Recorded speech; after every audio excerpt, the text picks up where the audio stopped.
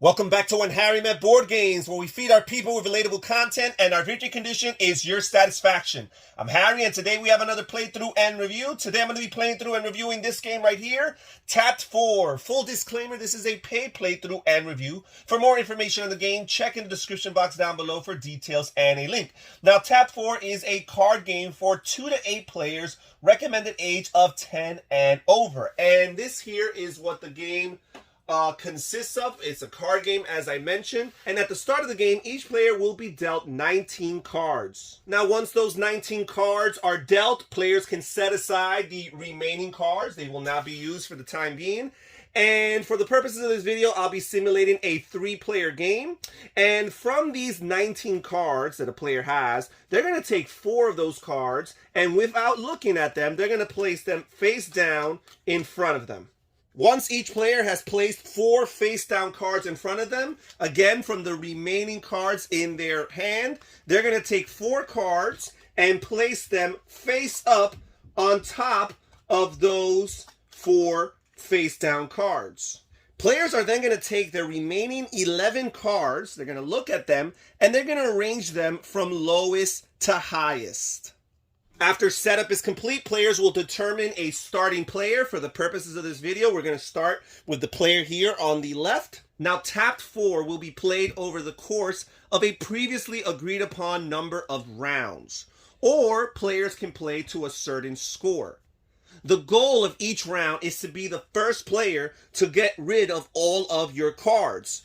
Any other players that did not get rid of their cards are going to total up their cards, and they're going to score points for them. And in this game, the higher amount of points is actually worse.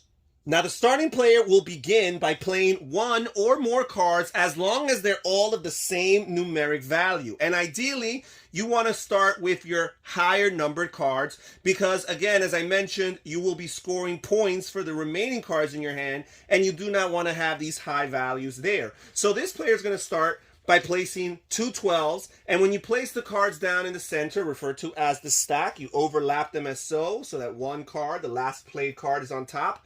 And you will declare the amount of cards by saying 2 12s. And now we'll move on to this player over here, and they too will play 1 or more cards as long as they're of the same numeric value. And players can play cards from their hand or from their face-up cards or any combination of the two. So this player here ideally wants to add to these 12s and maybe complete this stack over here.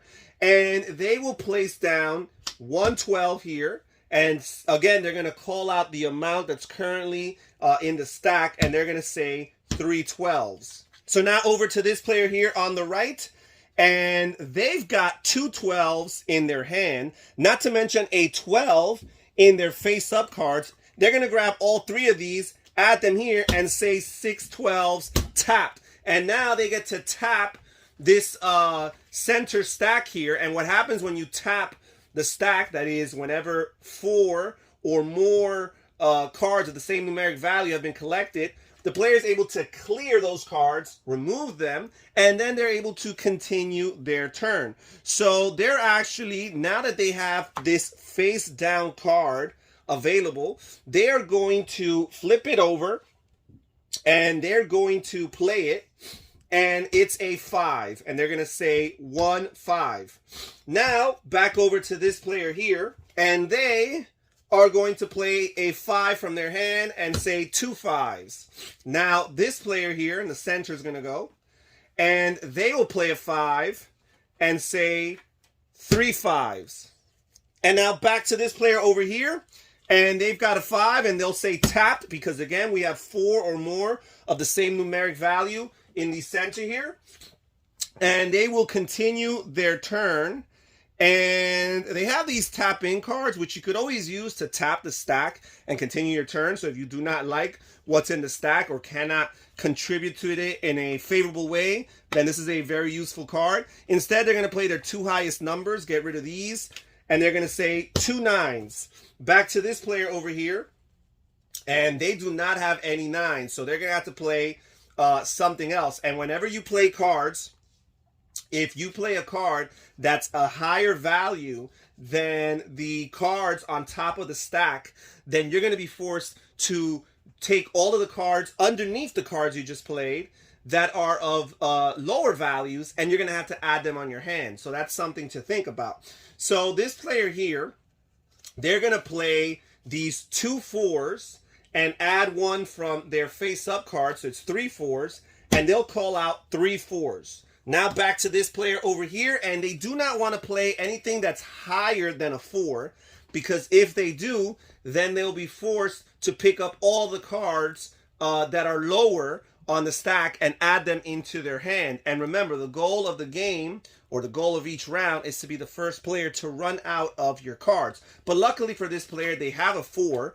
so they'll be able to say tap, and they'll be able to clear the stack here. And they will continue going, and they're going to use this tapped out card from their top of their face-up cards here. And when you play a tapped out card, you choose any player, and basically on their next turn, they're going to lose that turn. Now, a player can play as many tapped out cards as they want. However, you cannot assign more than 1 tapped out card per player at a time. You're going to have to wait till these players discard these tapped out cards before you assign them another one. So now this player here can continue going after playing their tapped out card, and they are going to play these 3 8s right here, and they're going to say 3 8s. Now back to this player here, and they cannot go because they have this tapped out card. They'll simply discard their tapped out card, and play will continue to the player here on the far left. And this player here does have 1 8, so they'll say tapped. They'll clear this stack here, and they'll choose to play these 2 11s from their face-up cards. And they'll say 2 11s back to the player here in the center who has no 11s. Instead, they're going to choose to play their 2 6s here back to the player here on the far right. And they cannot play these cards that are higher unless they want to suffer the consequences. So instead, they're going to play their tapped in card that allows them to tap the stack and clear it as if they had completed a set of 4 cards. Now they're going to continue, and they're going to play their 111 here and say 111 back to this player over here, and they've got no 11s.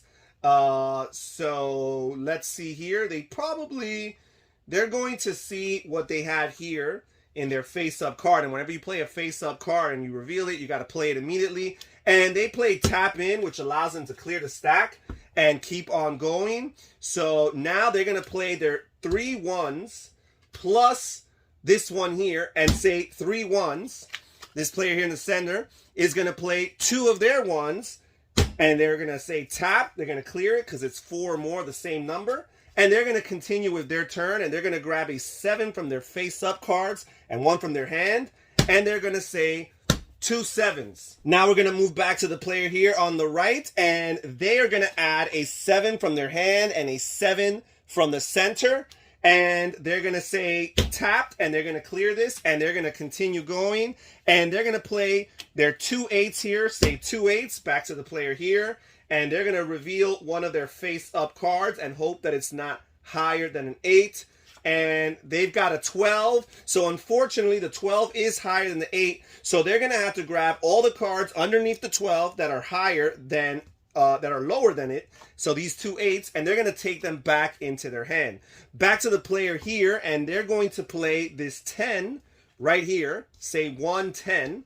We're going to move to the player here on the far right.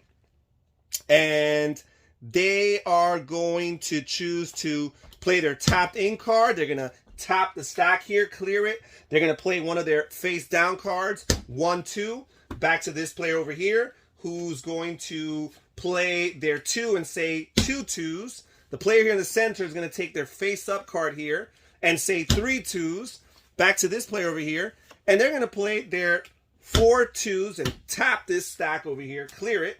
And again, they're going to reveal one of their face up cards, 1 3. This player is going to go over here. They're going to say 2 3s. The center player here will go, and they're going to flip over one of these cards and hope that it's not higher than a 3, because this is all that they have left. And luckily for them, they get to tap the stack and clear it. They continue going, and they played a 6 right here, 1-6. This player here has a 1, so they're going to say 1, 1. To this player here on the right, and all of their cards are higher than a 1, obviously, so they're in a pretty bad predicament. So they're going to just play one of these top cards and hope for the best. They got an 11, so all of the cards underneath the 11 that were of lower values will be added to their hands. Back to the player here in the center, and they too will reveal one of their face down cards. They'll say 1-6, and then finally this player here will throw in their 1-2, and they have ran out of all of their cards. Now that a player has ran out of all of their cards, that player is declared the winner of that round. All of the other players are going to count the remaining cards in their possession, and they're going to total it for some points. So every card that has a numeric value, that's exactly how many points will be added to their score. For every tapped in card, they're going to add an additional 20 points. For every tapped out card, they're going to add an additional 30 points. And then players will write down their scores somewhere and keep track of that. Remember, the higher the score, the worse it is for you. And then players will begin another round, and they'll continue playing until they've completed the previously agreed upon number of rounds, or until they meet a particular scoring threshold. The game here recommends 250 points. At the end of this time, the player with the lowest score will be declared the winner of the game. And that's it for our playthrough of Tapped Out. Thank you so much for joining us here at When Harry Met Board Games. This is Harry saying take care, everybody. Stay safe, stay healthy, and have fun gaming. Bye-bye.